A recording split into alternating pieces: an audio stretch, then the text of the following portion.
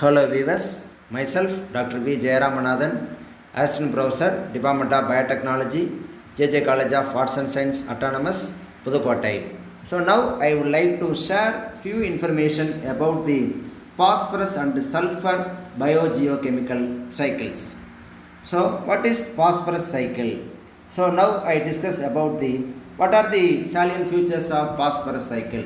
Actually the phosphorus cycle is the movement of phosphorus from the environment organisms and then back into the environment. So the phosphorus which was moved into the environment by certain organisms and again they can be fixed into the environment. So the phosphorus cycle is otherwise called as a mineral cycle or sedimentary cycle. The phosphorus is always stored in the form of minerals or sediments. So that's why this cycle is called as a mineral cycle or sedimentary cycle. So unlike the other cycle, the phosphorus cannot be present in the environment as in gaseous form and they also not found in the air. The phosphorus cycle is the slowest cycle when compared to the other kind of nutrient cycle.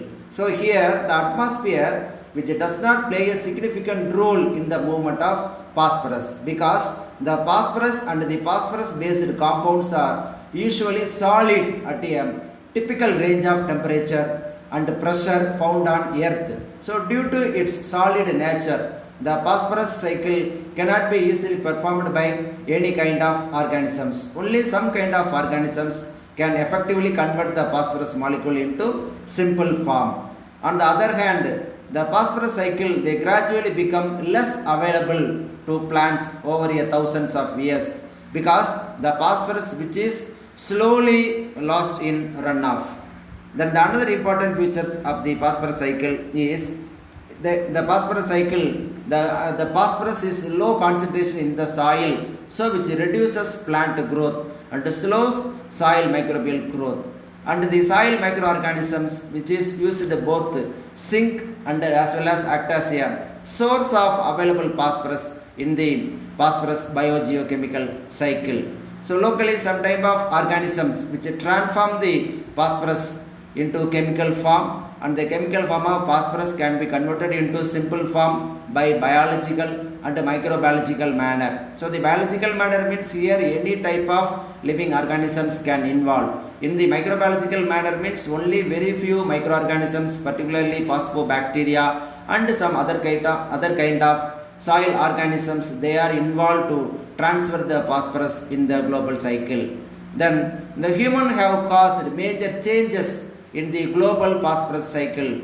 The human global changes can be done through shipping of phosphorus minerals and the use of phosphorus fertilizers and also shipping of food from farms to cities. So that are also occur in the urban environment as well as in some kind of environment, and here these type of activities they are all act as a major source for the conversion of phosphorus molecules. So this particular diagram which clearly indicate how the phosphorus can be cyclically processed in the environment. Here the phosphorus molecule is present in the form of phosphate in the rock environment. So this rock environment, this available phosphate can be run off during the time of rain and they can be enter into the water streams or water resources. Then the another important source for the phosphorus cycle is phosphate mining. So during the process of phosphate mining, lot of phosphorus molecule they can be separated in the form of fertilizer and the fertilizer containing phosphate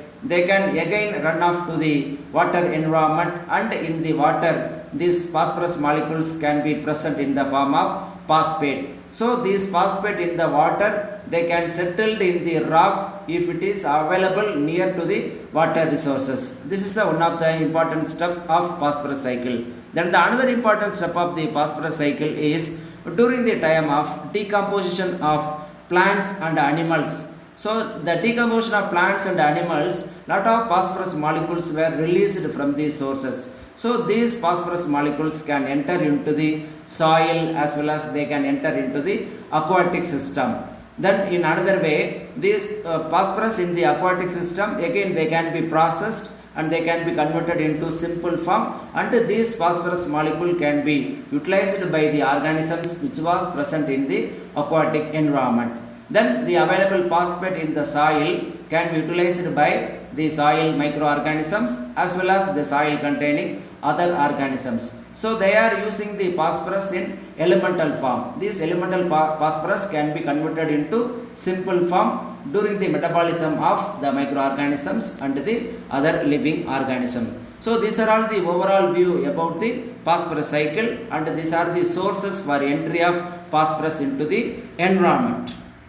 Next we discuss about the another important aspect, an overview of the sulfur cycle. That is also another important cycle and another important element which can be continuously floated in the environment by different kind of sulfur reducing bacteria, sulfur reducing fungi, and some kind of living organisms. So the sulfur cycle is called as a collection of the process. In this process the sulfur move to and form minerals, so including the waterways, and they can be transferred into the living system.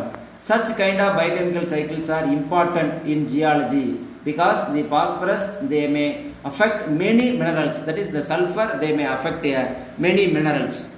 Then next, sulfur in the environment. So how the sulfur which is present in the environment, what are the form? So the all matter in the sulfur is conserved, and the all matter in the sulfur was present through different kind of cyclic process. The sulfur which was found in the rock are buried deep in the ocean or in the oceanic sediments. So the rock and ocean and oceanic environment or the oceanic sediment is the major source for the presence of sulfur. The sulfur which is present in the atmosphere through both the natural and human sources. Then the elements involved in the cycle. So what are the sulfur elements which was involved in the sulfur cycle? There are three important forms. So the first one, S is a indicate a sulfur, that is a simple form. Then SO4 is a sulfate, that is a complex form. Then SO2, that is sulfur dioxide. Then the sulfate is converted into sulfur dioxide, that is another important simple form. And the sulfur dioxide may be converted into hydrogen sulfide, that is another important form. From the hydrogen sulfide, the elemental sulfur which was formed. So these are the three important forms. In these forms the sulfur was present in the environment.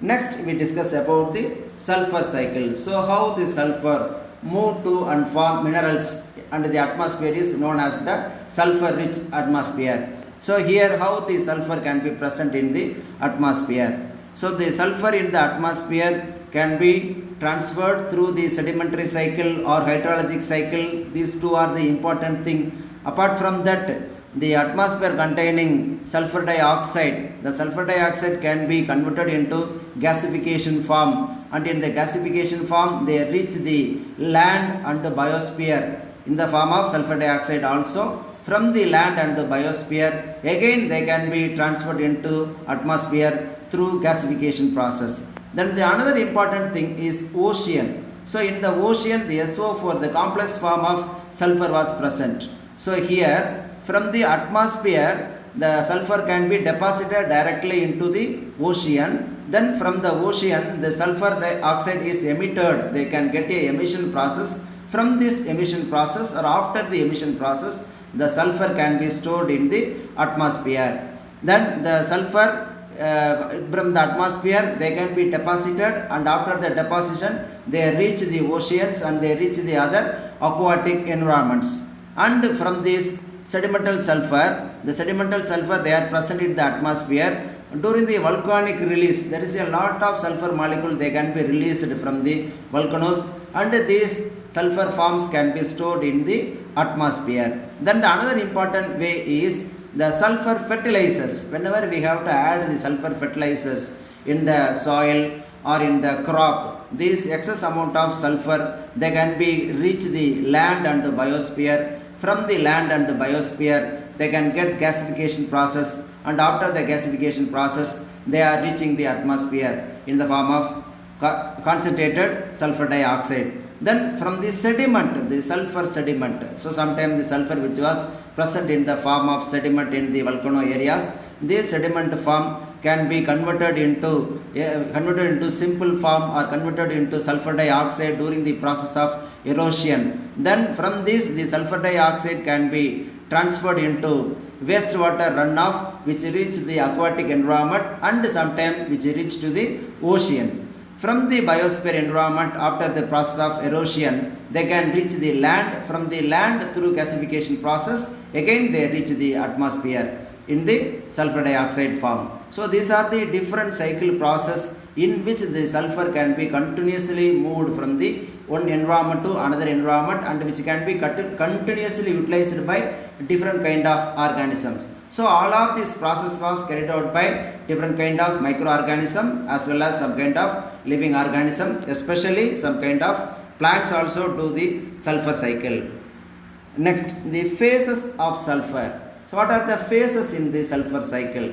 So the weathering rock is the first step to release sulfur which was stored in the rock. So the weathering of the rock is the first step. Next, the sulfur come into contact with the air. So when the sulfur come into contact with the air, the sulfur can be turned into sulfate. So in the air, the sulfur was present in the form of sulfate. So this kind of sulfate was then taken up by plants and microorganisms, and the plant and microorganisms they can convert the sulfate into organic form. So here the sulfate was stored in organic form. Then finally animals which eat those plants which was utilized the particular amount of sulfate and which introduced the sulfur into the food chain. So here these two diagrams which clearly indicate how the microorganisms and how the plant they can convert the sulfate into sulfur.